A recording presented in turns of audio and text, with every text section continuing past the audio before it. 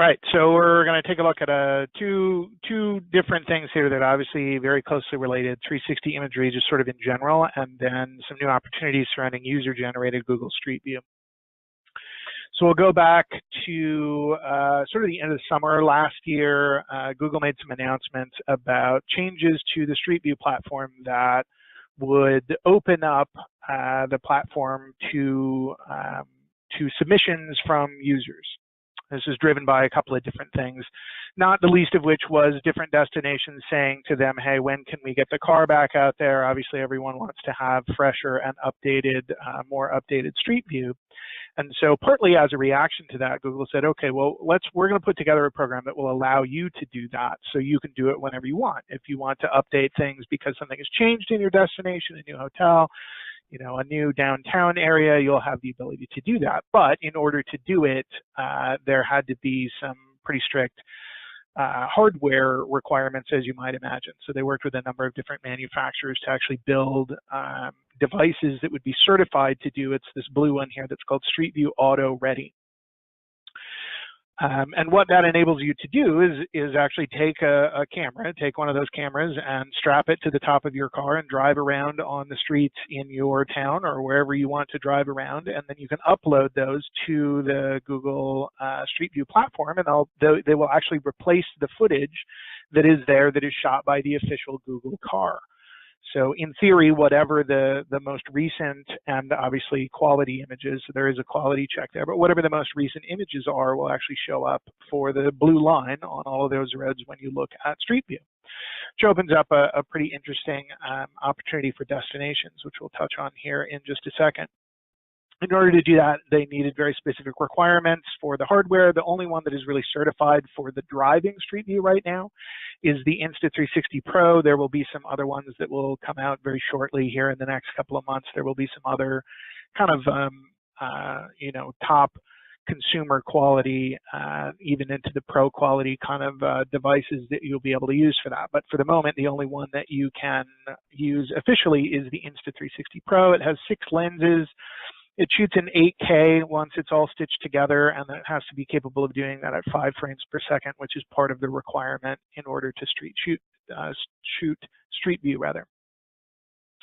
So when this came out, this was announced last summer, and then in the fall, the first cameras started to roll off the production line there, and so we got a hold of one of those at Miles, and we said, all right, what kinds of things could we do with this camera now that we have the ability to upload anything that we want?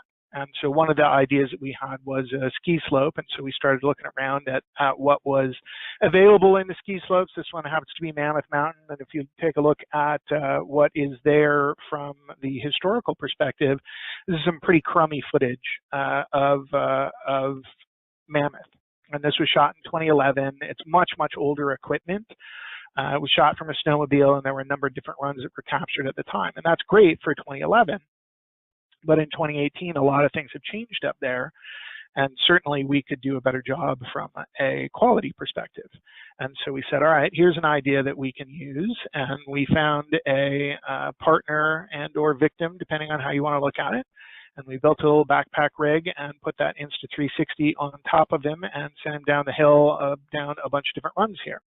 And what we were able to do there, so this is really stretching the definition of Street View, but it is an example of one of the creative ideas that you could do with access to this technology. And we were able to capture just drastically superior footage. This will be a little bit slow here in the GoToMeeting or the GoToWebinar, but hopefully you can see that there's really quite a bit more detail. The colors are much better. It really looks like the kind of place that you might want to go versus those muddy images that we were looking at there from 2011. So definitely represents an opportunity to improve the way that that destination looked, or that part of the destination looked. In total, we captured about 5 miles of that. And then another thing to note here is because the platform has been opened up to users to submit content, you can actually add a nadir cap to that and put your logo in it. So in this case, this carries the DMO's logo, Mammoth Lakes, at the bottom of that. And there are other opportunities to actually brand all of the Street View. So any of the Street View that you do shoot, you can add your brand to the bottom of that. And I'll show you some other examples. So having done, kind of a handful of ski runs there, I guess we thought it was a really good idea to jump straight from there to doing an entire country. And so I'm just freshly back now from Bermuda, was there for the last about 10 days shooting street view of that whole island.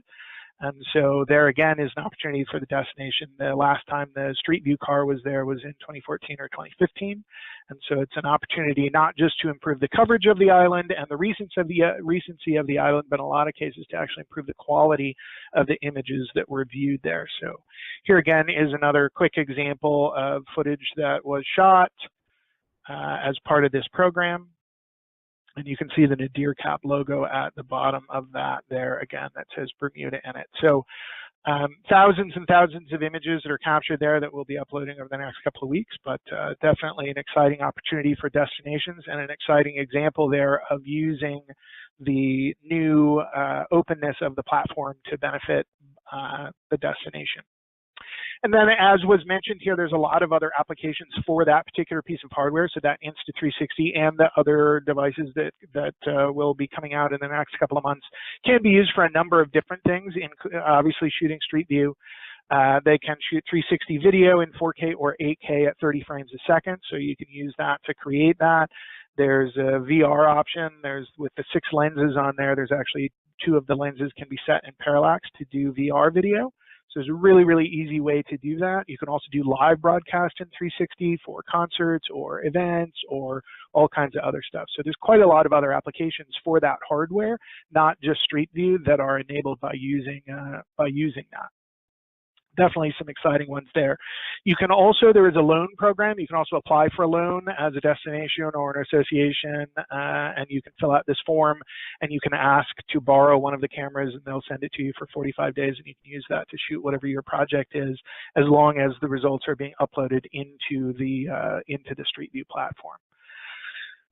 The other category, and keeping in mind that 360 imagery has been around for several years here, we've had the ability to upload particularly stills and even do virtual tours for individual businesses. So that part isn't necessarily changed, but the hardware on that end is drastically different than the way it was a couple of years ago. So prior to this, we really had a lot of technological barriers to creating 360s, particularly when you're talking about video. You end up doing these very complicated rigs where you have to glue a bunch of GoPros together and then try to take all of that footage and parse it back together into a stitched 360. Or you were using very low quality consumer type devices that you could buy, Samsungs and LGs and so forth, those kinds of things that you could buy at Best Buy, but they had a lot of problems with stitching issues and image quality. So here's just one of the examples. And we see a lot of stuff like this in the platform when we look around at 360, are these kinds of errors, just because the quality of the images and the quality of the hardware is not there. And that's really one of the other key changes that has happened here, is the quality and the ease of use of the equipment that is available right now is just light years ahead of where it was even 6 months ago. That Insta360 Pro and the other stuff that's going to come out that will be AutoReady certified is as good or better as the footage that was being shot just a couple of years ago by the Google teams themselves. And then this is a consumer device. This is $400 or $500 on Amazon, the Ricoh Theta V. And what I'm showing you there is an image that was shot in Bermuda that just came straight out of the camera. So really not a lot of, no color correction, nothing else, just straight out of the camera, uploaded as a 360. And so part of that is hardware, and then the other part is that with the certification, you can actually upload directly from the phone without having to do any post-processing at all. And that means that it's much easier to do things like virtual tours, where you can go into a business and you can actually take the images together and connect them into a tour that you can walk around in a hotel or an attraction or an individual business like this one. And all of those tools are actually free through the Street View app. So you can go and buy a camera off of Amazon for a couple $100 and start doing those virtual tours quite easily. There's also a really easy way to pull that out. One of the questions we get a lot is, how do I get that out into something else? And so you can go in, once you've posted that, and you can grab an embed code and you can put it in a blog post or put it in your own website. If you were a hotel, you can take the room tour and just pull it out, put it in the page that you have about the tour right on your website. So that's the two kind of key pieces that I wanted to talk about. Just very quickly, I wanted to point out that there is a program called Google DMO Partnership, and that is a program that's being run by some teams at Google, and it is a set of free tools that destinations can use to improve the way that their destination looks. One of those is obviously 360 imagery, which we have covered the interesting components of here. So if you are interested in that program, you do have to apply. The application is, we can help you do that, or that's dmopartnerships@google.com. And then I will also point out that there is a education and training and execution program that Miles offers that is in support of that Google program. So in summary, the platform and hardware changes make it possible to update your own Street View and to get it branded for your own destination, which opens up all kinds of different possibilities. Look for other creative ways to use these tools to benefit your destination. And then lastly, the hardware and the quality and the ease of use for the devices that have come out just in the last 6 months make it a great time to take a look at other opportunities that you can look for in your destination to improve the 360 imagery.